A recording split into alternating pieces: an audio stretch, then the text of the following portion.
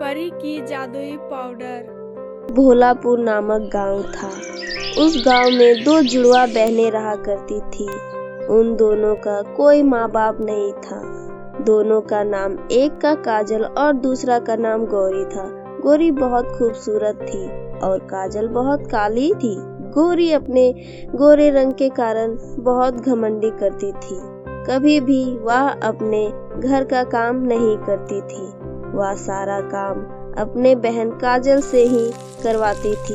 काजल कभी भी अपनी बहन की बात पर बुरा नहीं मानती थी। एक दिन की बात है, उसकी छोटी बहन काजल कहीं कारणवश गई हुई थी, जिसके कारण वह घर में बहुत देर रात से पहुंची। घर जैसे ही पहुंची, सारा काम जैसा का तैसा ही था और यह देखकर काजल गौरी से बोली, दीदी आपने घर का काम अभी तक कुछ किया क्यों नहीं है? सारा का सारा सामान जहाँ का तहाँ पड़ा हुआ है और खाना भी नहीं बनाई है। गौरी यह सुनकर बहुत गुस्से में आ गई और काजल से बोली, काली चुड़ैल कहीं की, तू हमसे काम करने के लिए बोलती है। पहले तुम बताओ कि इतनी रात तक कहाँ थी? दीदी मैंने देखा कि घर में खाने के लिए कुछ भी सब्जी नहीं बचा है, इसलिए मैं सब्जी लेने बाजार चली गई। तो सब्जी लाने में इतना देर लगता है क्या? नहीं दीदी, मैं सब्जी लेकर घर आ ही रही थी और रास्ते में बहुत तेजी से बारिश होने लगी, जिसके कारण मुझे वहीं पर रुकना पड़ा। मैं ये सब नहीं जानती हूँ, मुझे सिर्फ खाना चाहिए बस। तुम क्या करोगी मुझे नहीं पता। दीदी तुम एक दिन भी खाना बनाकर नहीं खा सकती हो? मैं तो सारा काम कर ही देती हूँ, तो खाना बनाकर खाने में कैसे गुस्सा करनी? गौरी को यह बात अच्छा नहीं लगा। वह गुस्से में आकर तेज आवाज में काजल से बोली, काली चुड़ैल कहीं की, तू मुझे सिखाती है घर का काम कैसे किया जाता है? रुक बताती हूँ तुम्हें। इतना ही बोलकर गौरी काजल को थप्पड़ मार देती है।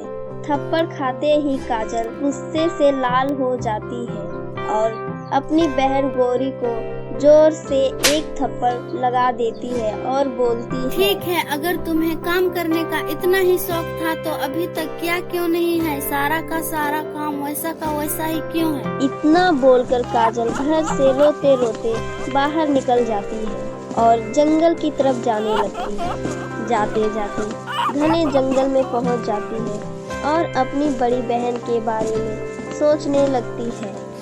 वह सोच ही रही होती है कि उसके पीछे से एक आवाज सुनाई देने लगती है, बचाओ बचाओ बचाओ। आवाज को सुनते ही काजल उस आवाज की ओर जाने लगती है। तभी उससे सामने से एक खरगोश दौड़ता हुआ आता है और उसके पीछे एक शेर उसको खाने के लिए दौड़ा रहा होता है। तभी काजल उसके सामने आ जाती है और बोलती है, तुम इसको क्यों खाना चाहते हो? क्योंकि मुझे भूख लगा है। इतना छोटा सा प्राणी को मार कर क्या तुम्हारा पेट भरेगा?